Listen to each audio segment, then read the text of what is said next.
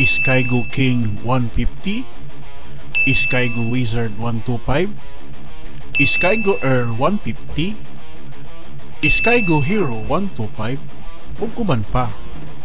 Mga pipila lang na nga mga modelo nga hangtod karon makita gyapon nato sa kadalanan nga gamiton para sa serbis sa pangtrabaho, pangpamilya ug pamasayroan. Kumusta mga kabisdak? Bagong video na usab nga atuang pagalantawan karon.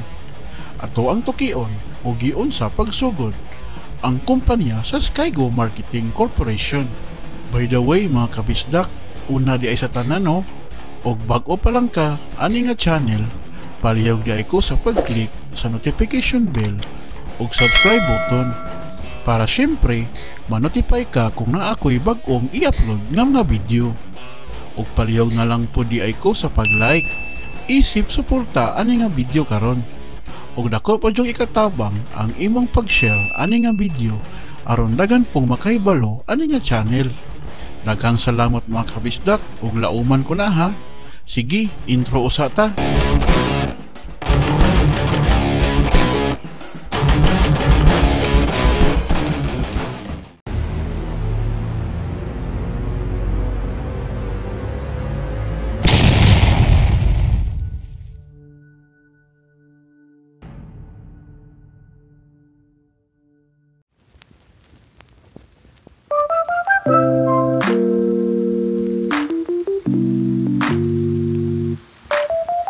Ang Skygo gisugdan o gidumala kini sa usa ka Cebuanong negosyante nga si Mario King.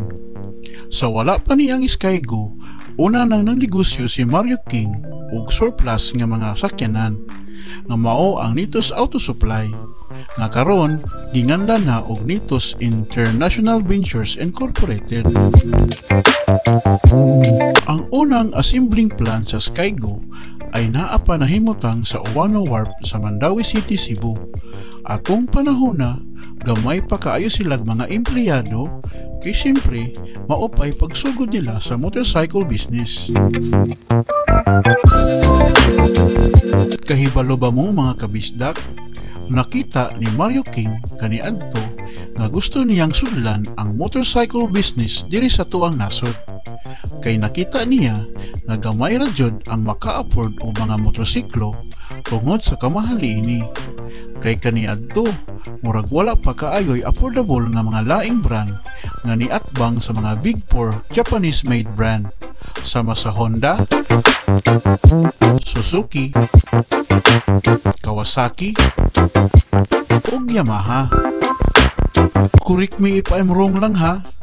Murag ang Skygo pa ang akong nahibaw-an nga China brand nga unang nakasulod dinhi sa tuang nasod. Kay sa tuig 2000 pa lang nakakita nako sa ilang TV advertisement sa Skygo ug kani gi-endorso pa man gani ni Miss Bina Morales.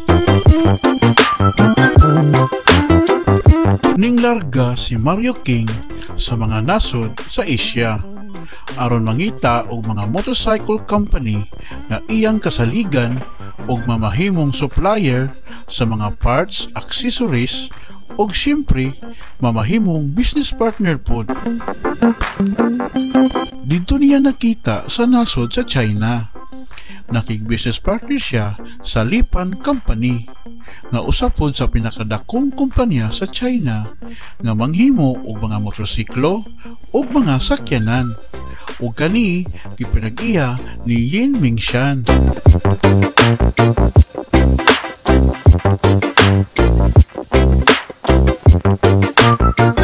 Diri na nagsugod ang Skygo.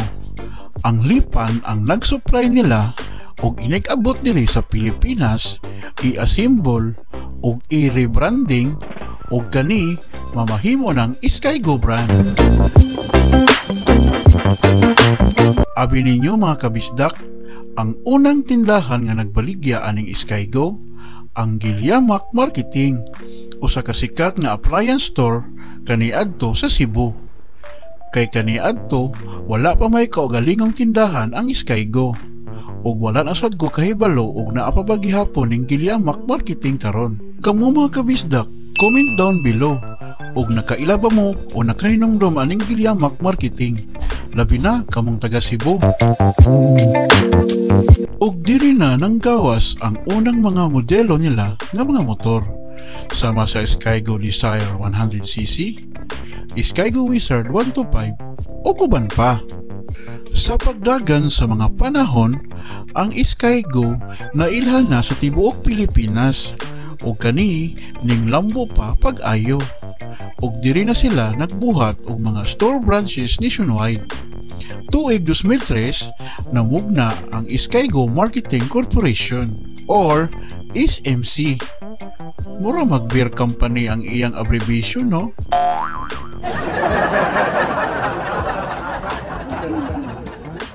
Sa pagkakaron, nagpabiling malambuon ang kumpanya sa Skygo ug ang ilang planta na nakaroon na himutang sa Cebu Lights Industrial Park is easy, Basak, Lapu-Lapu City.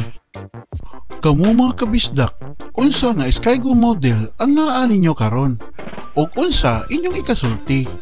I-share pod na sa comment section. Daghan kaayong salamat mga kabisdak sa paghatag ninyo og oras ani ako ang video karon.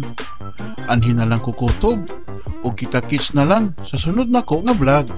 God bless.